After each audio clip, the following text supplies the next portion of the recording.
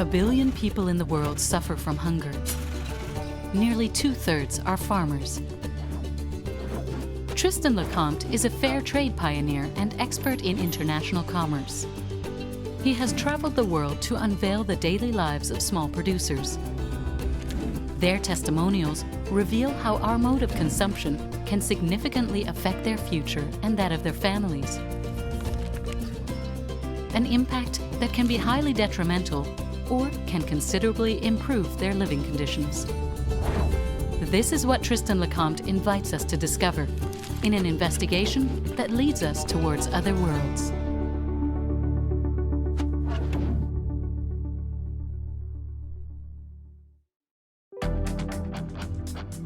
Coffee is mainly produced in the southern hemisphere and consumed in the north.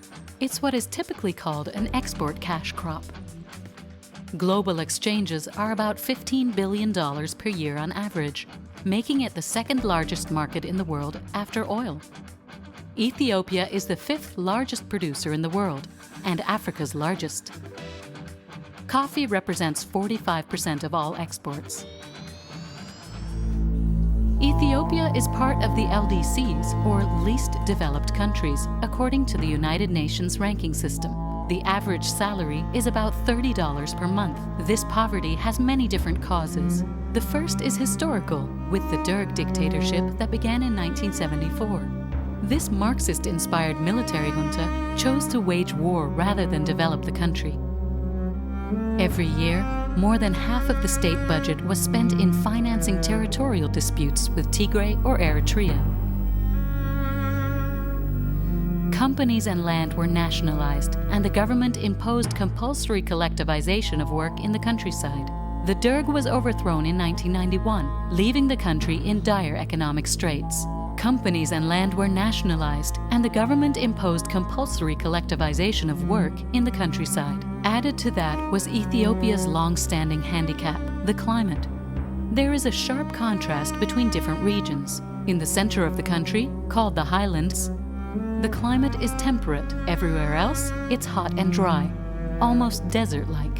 Since 80% of the population depends on agriculture, a serious drought always has disastrous effects. People still remember the famines of 1983 and 1984. Over 300,000 people died. The entire world was shocked by the situation. The country had to ask for international aid to feed its people. This aid has been ongoing for 30 years, and today still helps 2 million Ethiopians.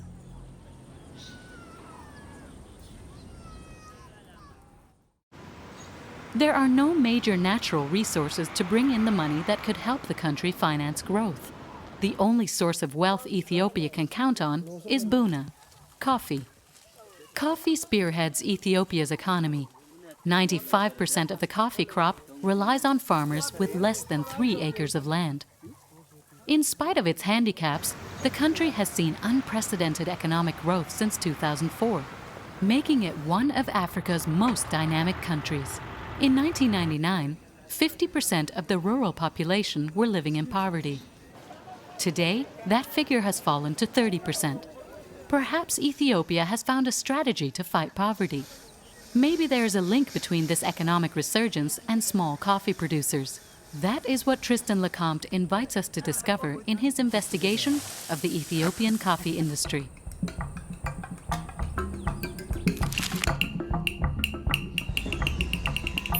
It's lunchtime at a school at Awassa in the center of the country. The government has appointed the WFP, World Food Program, to supervise the establishment's food provisions for the school children. Mesfin Shifara is in charge of the operation. Through these acts, the international agency encourages parents to send their children to school. By being given 1 meal a day, these school children won't have to work in the fields to help their families. Learning to read, write, and do math provides them with real prospects for the future. A phrase on one of the UN bags catches Tristan's attention. This food comes from Ethiopia. So all this food is coming from here? WFP doesn't buy directly, but WFP provided the money to the Bureau of Education, Government Bureau of Education, And the Bureau of Education get the food from cooperative unions. And the cooperative union collect the food from primary cooperatives involving members of farmers around this area. Farmers around this area, they sell their grain, haricot beans, maize, which are ingredients for school feeding. Through the World Food Programme, Ethiopia has become a customer for the region's farmers. A few years ago, the food was free but produced outside the country. With this approach to development aid, the area's producers are directly involved. They now have local outlets for selling their produce.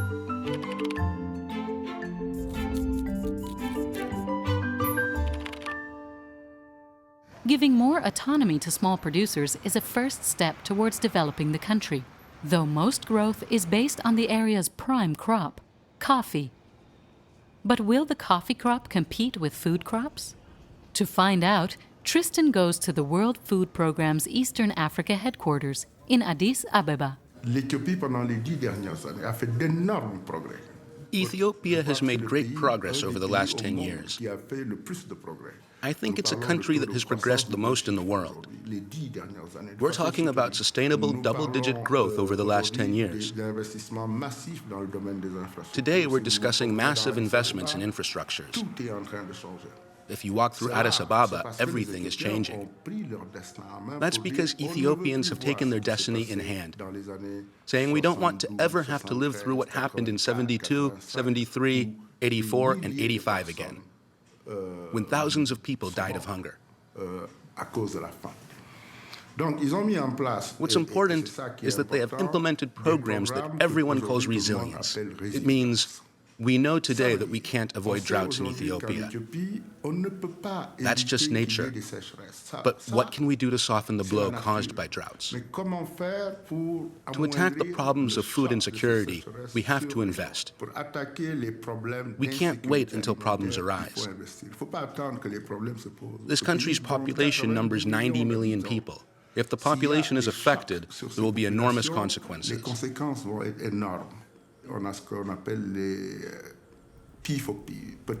We have what we call P for P, purchase for progress. Now, what does that mean? It means we try to help small producers, because they're the ones who have a lot of problems. We help them produce more, improve quality, and we try to buy their surplus to use in our programs.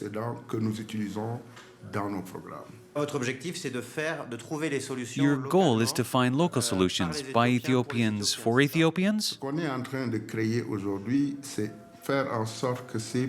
That's what we're creating today, trying to give these peasants access to a market. It's difficult to work individually with these small peasants. I forgot to mention that all this work and support for small producers is done through cooperatives.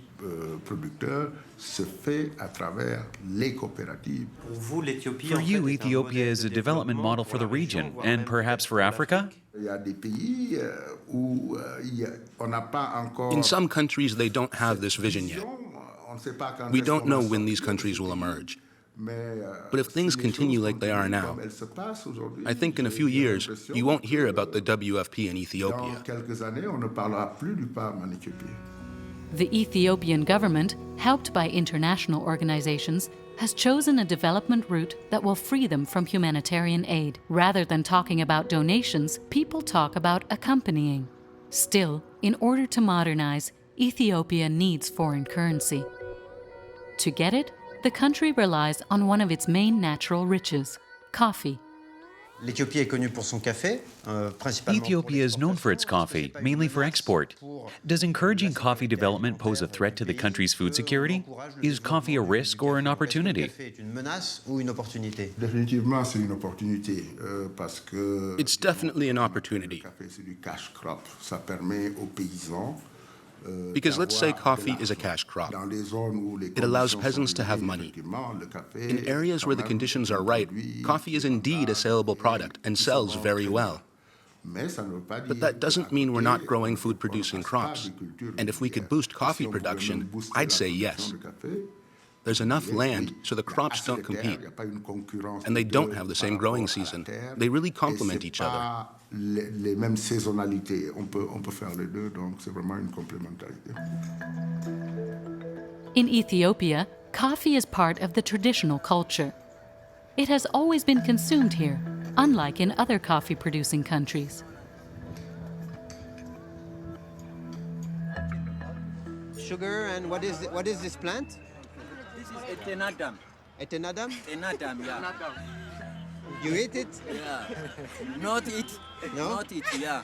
It's Flavor. yeah, flavor. How many coffee you drink every day? 1 coffee, 2 coffee? No, 4 or 5. 4 or 5, yeah. Everybody in Ethiopia drink coffee. Yeah. Very delicious. Thank you.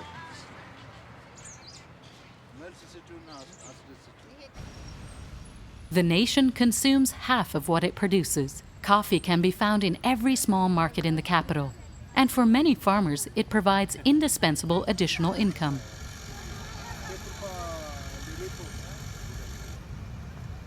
Ethiopian coffee is often called mocha, after the Sudanese port from where it was exported in the 16th century. But there are several local coffees in Ethiopia that coffee lovers know well, called specialty coffees. The most well-known and sought after are Sidamo, Harar, Yirgacheffe, and Limu. The area cultivation is mainly located in the highlands. Since it is a highly strategic food product, the entire industry is controlled by the state through the ECX, the Ethiopian Commodity Exchange. This is a coffee stock market that sets prices and controls exportation. Coffees harvested throughout the country are transported to the state's warehouses, where they are stored, controlled, and ranked. Quality is determined during cupping. This is a taste test performed by government-appointed experts. After the tasting, they judge the coffee by giving it a grade. Cupping results can affect prices, which can increase as much as 3 times. To be introduced to this subtle art, our reporter met with Heliana Georgalis. She owns a coffee house in Addis Ababa. So coffee has 800 aromatic compounds and wine only 400. So when you cup coffee, it's actually a whole science behind it, because to develop all these compounds, you have to have the right roasting at the right temperature, the right water at the right temperature, and the right water in terms of quality. So first what you have to do, Tristan, is you smell. Mm-hmm. And you heat a bit the cup, and you smell. And when you smell, already if the cup is defect, you can identify it from a dirty, moldy, or earthy smell. Mm-hmm. So why you have to smell all the cups? Because one bean can destroy the whole cup. Mm-hmm.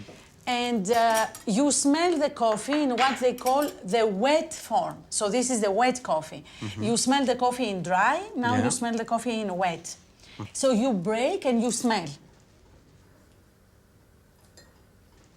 It's a bit hot, so you have to cup normally coffee in 3 steps: hot, average, and cold. Mm-hmm. And if the coffee keeps the same consistency as it gets colder, it means the coffee is very good. Mm-hmm. So what you do is you slurp the coffee like you slurp wine. Uh-huh. Yeah? Okay, yes, for a beginner. Is it okay? Yes. You don't swallow, you spit. I swallowed already. Okay.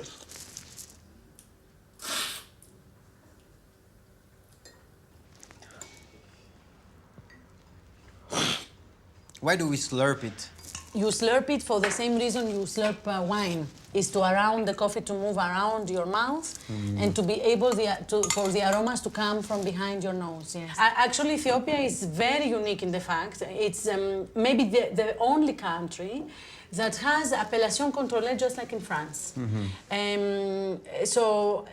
All the coffees have a genetic material which is different, and this material adapts itself to geological situations. That creates completely different flavor profile. Mm-hmm. And Also, what changes the coffee or the perception of coffee is the process.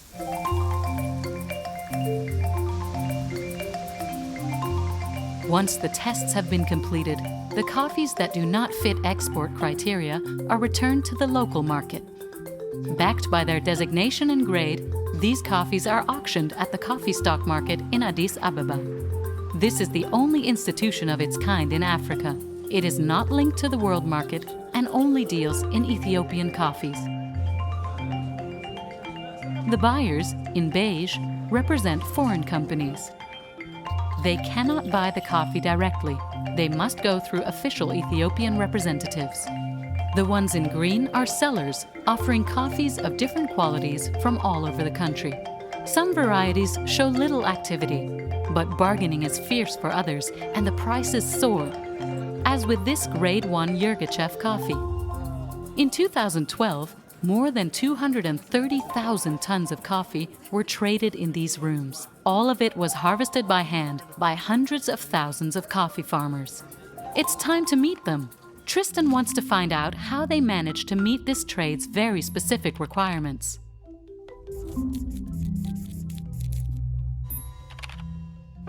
Moata Raya accompanies Tristan Lecomte. He works for TechnoServe, an NGO that specializes in development aid. He gives advice to the cooperatives so they can adapt to the complex rules governing the coffee trade. We are en route for the Machidi market in the Kaffa region, cradle of the coffee tree.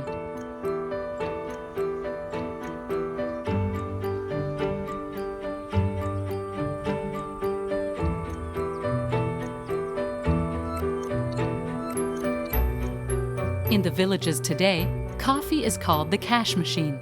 Harvesting just a few trees can bring in a little cash.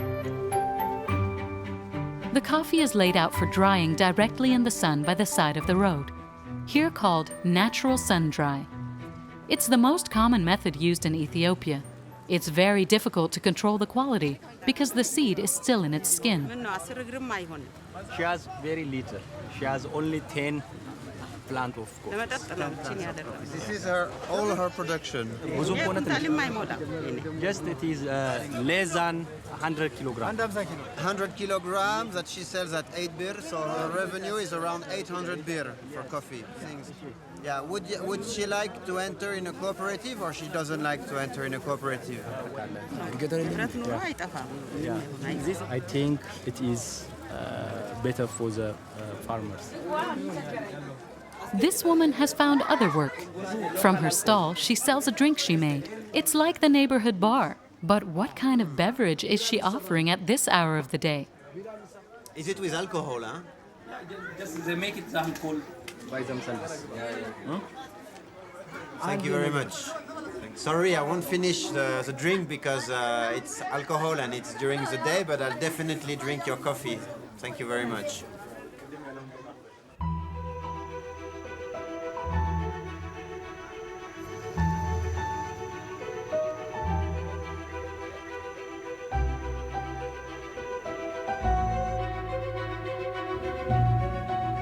All along the road, you can see small farms that bring together just a few families. Many farmers live far from the main traffic routes, far from the villages, like Tesfaye. He consumes what he produces and gains no other benefit from his work. He is almost self-sufficient. His garden is a model of agroforestry farming. He knows how to combine trees, coffee, and root vegetables, and even makes his own honey. Unfortunately, being so isolated gives him little chance of changing his situation. There is no cooperative here. We're trying to create one with the neighbors. We'd like to have the advantages a cooperative can give. We want to get organized so we can improve things here. If you want running water or electricity, you have to be in a cooperative. If you ask for it individually, you don't have a chance. Thanks to a cooperative, you think you can have easier access to water and electricity? Actually, I don't know anything about cooperatives, but I've heard people talk about them on the radio. I heard the members really benefit from it, and I believe in that. What is your dream for all your sons? You have 5 sons, so what is your dream for all of them? I want them to stay in school a long time and have a better life than mine. I'd like them to be doctors. And you found 5 doctors? Yes, of course. But who will take care of your coffee farm? My wife is expecting another. Isolated farmers cannot get by if they don't form cooperatives. The problem is that the Derg era and forced collectivism have left their mark on the population's collective consciousness. They were forced to work together to meet the goals of a government they didn't necessarily agree with. The farmers have to rekindle their trust in the value of a group, like the members of the Machidi cooperative, where Tristan and Moata have arrived. Okay. And this gentleman is the president of the cooperative? He is the president and the chairman of the cooperatives. Hello, nice to meet you, Chairman. Thank you. Okay. When it's wetland, The harvesters are still working. Yes, yeah, of course. We have to go deep in the forest to find them.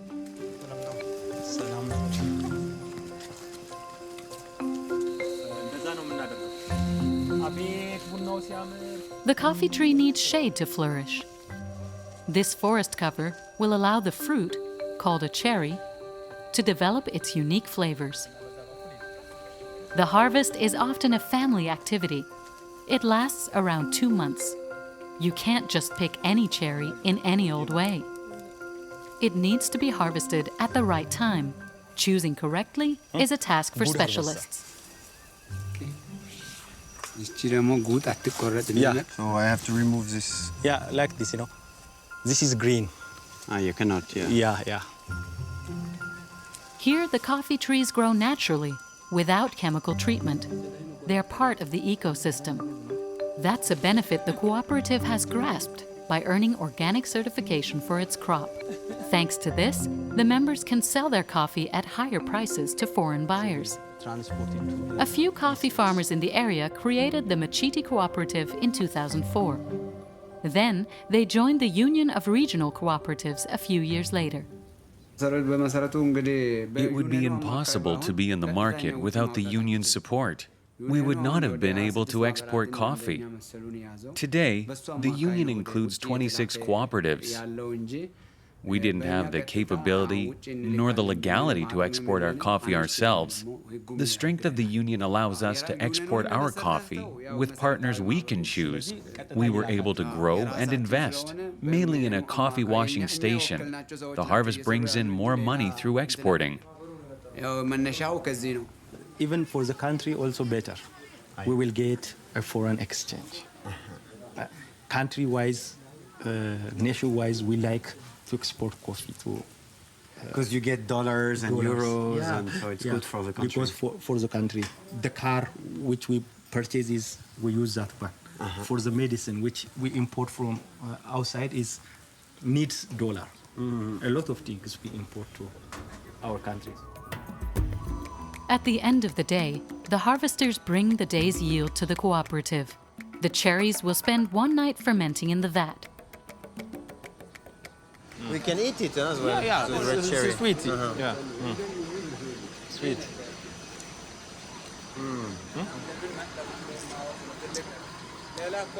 Delicious. Delicious, yes, sweet. There is a super.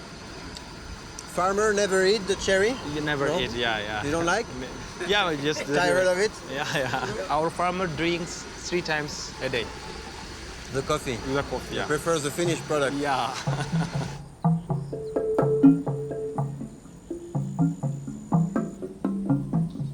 A controller carefully checks the quality of the fruits that come from all the members' plantings. Then the harvesters can receive a first payment. It's a minimum that will see them through to the final payment. That will be provided when the coffee has been sold to buyers in a few weeks. It will include the added value provided by organic certification. First, the fruits go through the pulper. It's a machine that peels the skin off the cherry, so only the seeds are left.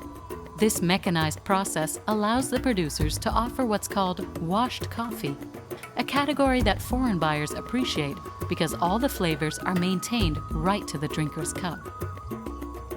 100 kilos of cherries will yield 20 kilos of coffee beans. The next step involves a lot of hard work. The women pick through each seed, putting the damaged ones aside for the local market. Only the best are kept for export. Why is it only women? ለምንድን ነው ሴቶች ብቻ የሆኑት እዚህ ስራ ላይ? Men's hands aren't fast enough for this task. The same goes for harvesting. Women are more efficient for this kind of work, but we want tasks to be truly shared. We hope women will participate more. The work is shared equally, and payment the same for everyone. Here also a lot of care taken to the coffee.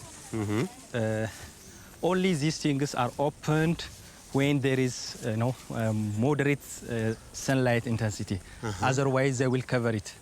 And so after the drying, when it's dry, after a few days or something like that? After the best or the ideal temperature, moisture content is 11.5. 11.5, that's very precise, huh? Precise, yeah. Finally, Kaffa coffee is taste tested. In Ethiopia, it's called the coffee ceremony. It can last 1 hour and follows a very precise ritual. The coffee is washed several times. Then it's roasted over wood fires. People take the time to talk among the smell of slowly roasting coffee. We see coffee as our country's true wealth. It's our pride. It's what allows us to have foreign currency. We are proud of our forests. They give us organic wild coffee that we can offer to the international market.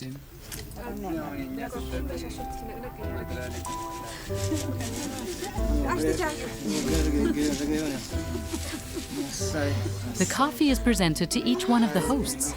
No one can touch it except the person who prepared it. So smelling is part of the coffee tradition. Yeah. The coffee is crushed in a mortar, then placed in a coffee pot called a jabena. Water is boiled, then added.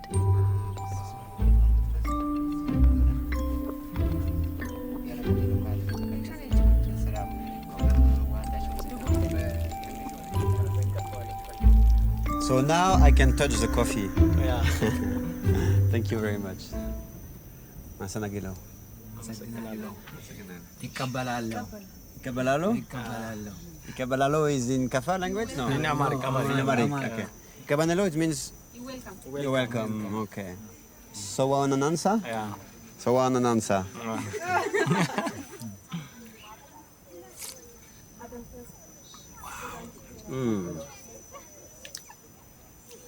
Already the smell is very, very intense, and the taste as well. So what's the point of view of the expert on this coffee? There's acidity, like that. It remains long that, and body-wise perfect. This is good body.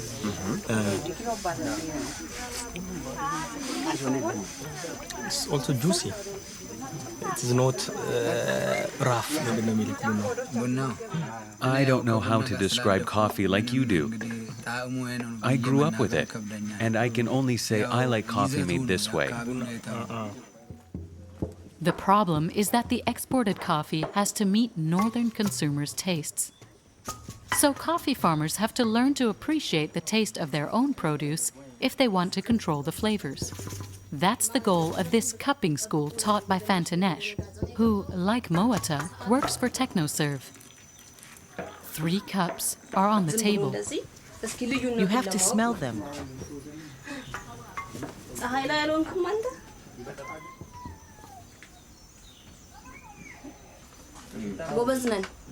Can I try, master? Come. Thank you. Thank you very much.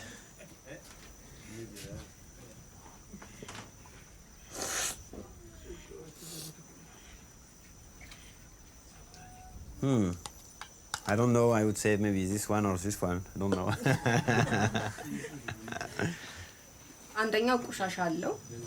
Coffees don't all have the same taste. There are 3 coffees here, a rotten one, an old one, and a quality one. Only those who chose the middle one are good tasters. Can I ask them why, if they think it's important for them, and why to taste their coffee or to be able to taste coffee? It's very important. It helps us understand how to work with the coffee. Before, we didn't pay attention to the taste. We were just happy to sell it. We didn't even know how the coffee was ranked. Now we know. How many lessons do you need for farmers to master this type of techniques? It's very simple. I would say that on average, a 5-day training session is more than enough. Do you believe that skill and quality is key for coffee to be a good tool for development? Yes, I'm convinced. What is your secret or your trick for farmers to be interested in this type of training? It's obvious. I explained to them that just having a better coffee is the best way to earn more money. Then we have practical work to compare different coffees. For example, the difference between a washed coffee and one that isn't washed. Thank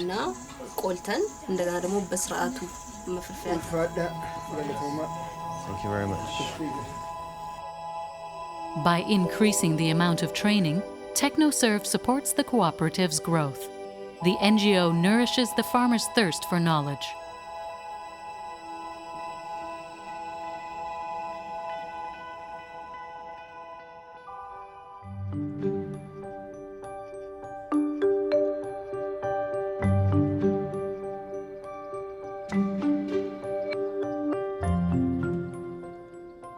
And what are the type of training that the farmers are the most interested in? I like the training that helped us produce high-quality coffee the best. But I also like the ones about how to plant coffee trees properly.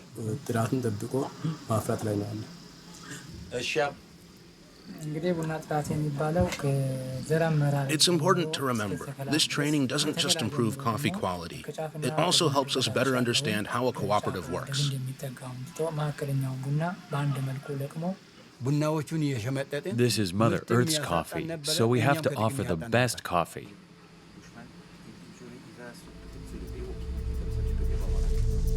Thank you very much. The Machiti Cooperative operates like a private company, except it belongs to the employees. They're the ones who make decisions that involve the group's future. That's the growth model supported by TechnoServe.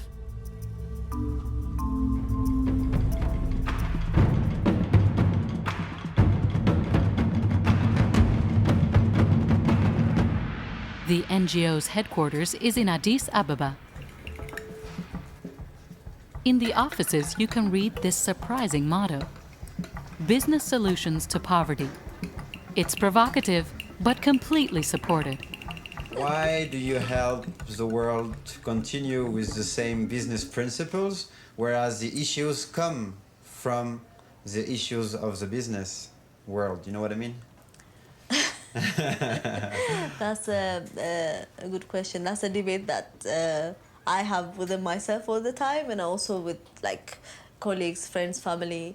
I think the key thing is playing fair. It's not the business itself that's unfair. It's not the act of doing business that's unfair, but it's actually not enough governance. Or I think with countries like Ethiopia we really have to be really smart and take advantage of that and protect our interest. But we have to play smart. We cannot say shut the doors to businesses and assume all businesses are bad. Yes, they could be bad. Yes, they will definitely look after their rights first and foremost. But we should do the same, and we should be taking advantage where the advantage is. Do I understand well that TechnoServe is like businessmen without borders? That's a good way of defining TechnoServe. Yes, but we just help farmers become good, run good farmer businesses, and also help the external, the Western markets to come and understand the cooperative business, and also to be able to form a relationship so they can have a long-term relationship with these cooperatives post-TechnoServe. So we want to, I mean, we just want to help a cooperative for 3 years maximum, of sometimes 4 years, depending on the situation. But we want to, step out in the market, and the cooperatives take over that relationship, that activity that TechnoServe does.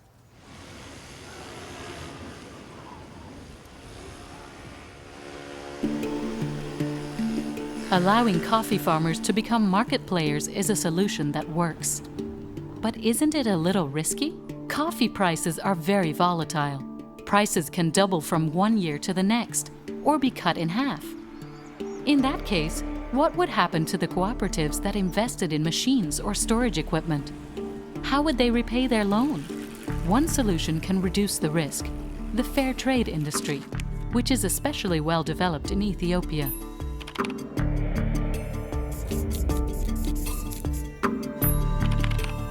To earn the right to put this label on his brand, the foreign buyer has to pay more for his coffee at the cooperative. On the other side, the coffee farmers agree to follow fair trade standards. This is a collection of ethical, social, and environmental rules. Inspectors regularly check to make sure the rules are being applied. Tristan meets with Mohammed Abdallah, one of these inspectors. He's part of the FLOW, the Fair Trade Labeling Organization. This international organization gives a cooperative, or doesn't, the right to join the fair trade industry. The Faro Cooperative earned it 6 years ago. What are the main benefits of fair trade in terms of price and premium? Fair trade is, as I said, there is stable price, because how much money the producer spends on the production, the cost of production. So based on that, it will be, there is a stable price set by the pricing unit in the Fair Trade International. So the farmers will get that minimum price. If the international market is higher than the stable price, that higher price will be applied. But if it's lower, the minimum price will be paid for the farmer. Okay. That is one. Okay. The second one is the premium price. The premium price, that money is paid by the buyer, of course paid by the consumer. Just comes to the buyer, but the consumer is paying that premium price. That premium price will be used for the social projects. Such as electricity, water, tap water, school. These are very, very health costs. These are very important, but just that one is decided by the General Assembly of the cooperatives that who are getting the premium. They will sit together and decide. So it's not you, Fair Trade, who decides the project? No. It's not the buyer? Even the union is not deciding the premium, how to use the premium. The premium money is decided by the General Assembly. So by the farmer? Each member, by the farmer. Then at the cooperative level, they will decide. But the problem is just, we are here to help how to develop a project. The designation includes a bonus that can be up to 20% of the sale price. This financial incentive motivates producers to respect fair trade standards, especially a ban on child labor. Poverty issues that the farmers will send their children to work. It's because of poverty. That's why fair trade is here. Poverty, you can eliminate poverty. If you pay more price or premium or price for the producer group, they will send their children to school. Because in order to get more income, they will send the child. And with the premiums, they can buy the school, the school things, and just with the minimum price and organic different standards, they will get a good price. So they will send their children. It's because of poverty. So in order to eliminate poverty, of course, it's fair trade in the front line. When doing this, because the vision of fair trade is just to eliminate poverty, we have to change this conventional trade to modern trading system.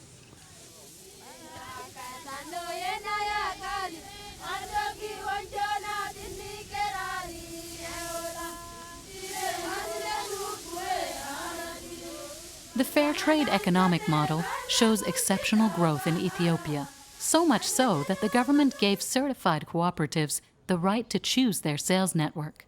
They can either go through the Addis Ababa stock market or sell their produce directly to foreign buyers. This autonomy allows them to reduce the number of middlemen in the sales process and thus increase revenue for the farmers.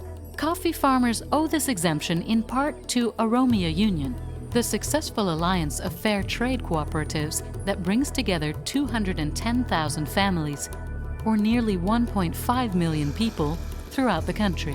This organization consists of cooperatives with 10 to 500 members. Each cooperative is autonomous, but the organization concentrates all the harvests to gain more negotiating leverage with foreign buyers. For 12 years, hundreds of projects have been created thanks to the fair trade bonus. Roads, dispensaries, potable water stations, and over 40 schools, 100% financed by the farmers.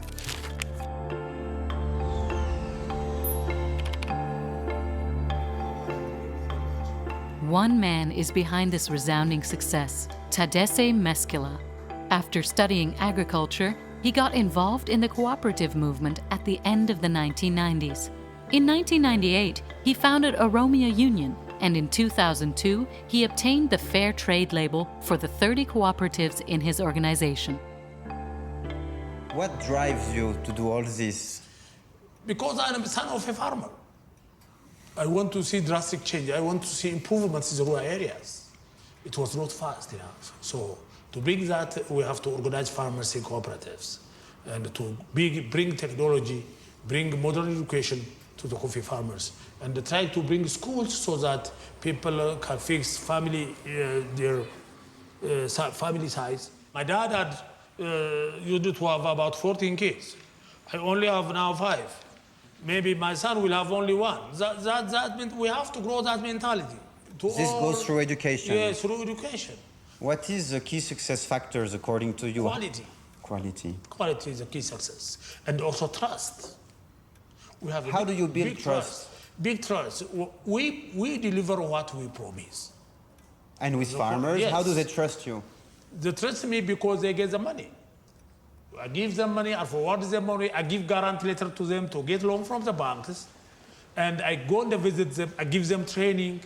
The training makes them capable to produce good produce, and we do have always a training for the farmers to brainwash their mind towards quality, so that whatever they produce good, they get a good price for the produce. That is the trust.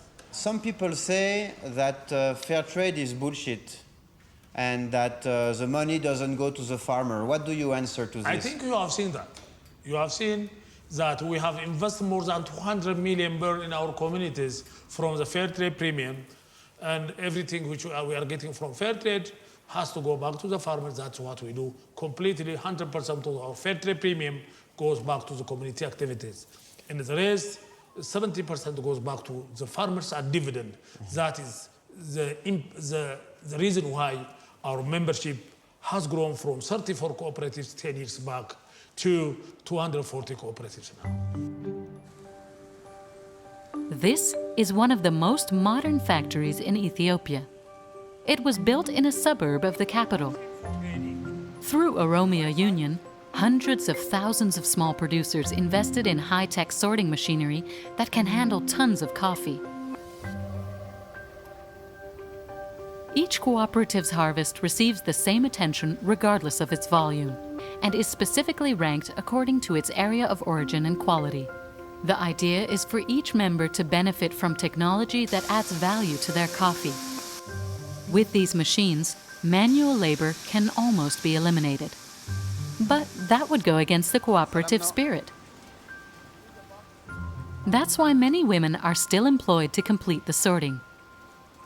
They are also part of the cooperative, and their work allows for the selected seed quality to be even better. There is an obsession for quality, because that's how a cooperative company can differentiate itself on the conventional market. In fact, when a cooperative receives the Fair Trade label, it affects the entire harvest. Since global demand is still too small to cover the entire production, what remains still has to be sold. So the coffee ends up on the Addis Ababa stock market. There, the same rule applies to everyone. Only the coffee with the best quality will be sold at a better price.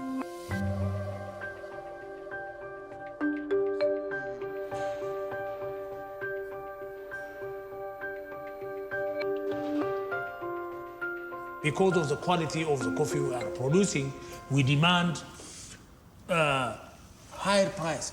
So you can escape from pressure because you have higher quality and certified coffee, is that right? Of course. So you don't fear the conventional buyers? Never, never. Now, this year, we were the second exporter in the country.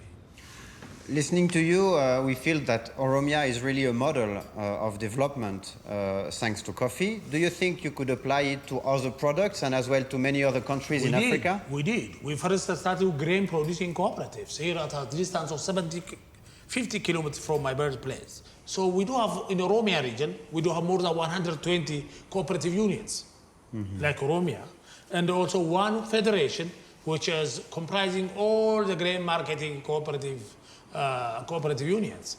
And in Amara region also, we do have many cooperatives and also unions. Altogether in the country, we do have more than 200 unions now, which are working to empower the farmers, to link them to market, to export their produce. So this is a good understanding and a good model for the farmers to get convinced to see the power of organization, the power of becoming a member of a cooperative.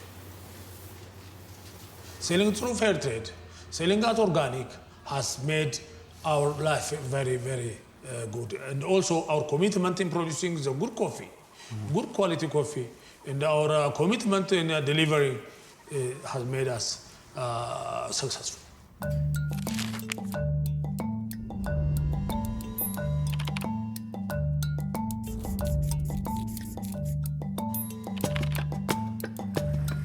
Fair trade is just a first step towards more autonomy for small producers. It is not charity provided by northern consumers to poor producers in the southern hemisphere. It's more of an indispensable tool to understanding a market they have vowed to tackle on their own. It's also a system that motivates farmers to get together and modernize, but at their own pace, with a minimum of risk. As Tadesse Meskala has proven, it's also a way of making exceptional coffees. This view is shared by the global leader in coffee, specializing in espressos. In the Sidamo region, the multinational company is developing a rather unusual project.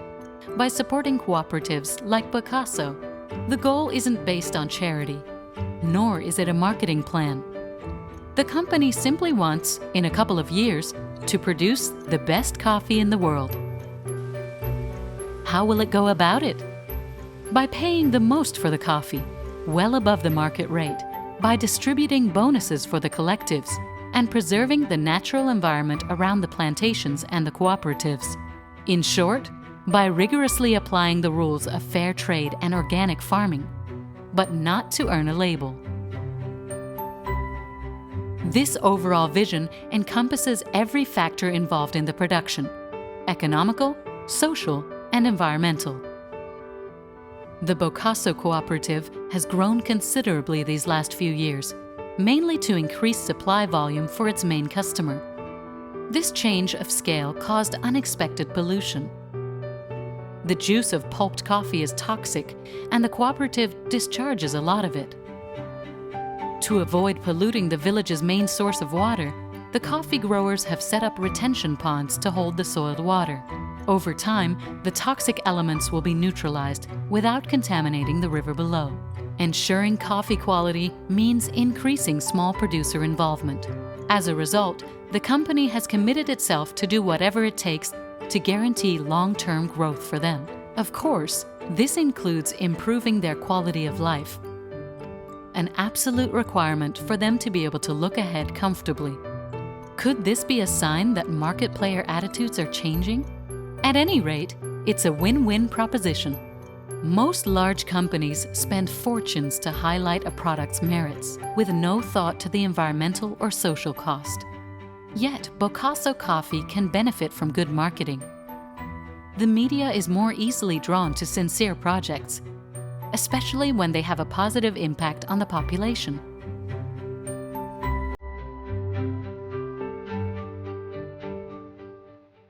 Because it is profitable and perennial, Tristan hopes that this commercial strategy, based on respect for local communities, will be emulated around the world. But no matter what, it is already well established in the way Ethiopians think. The government and international organizations believe that it is better to promote local communities' potential and advise them, rather than acting in their name. It's a long-term viewpoint that seeks to engage the farming community's responsibility without making them dependent on outside help. This policy seems perfectly suited to the coffee farmers. In Ethiopia, small producers are not just the first link in the coffee industry. They have become its very soul.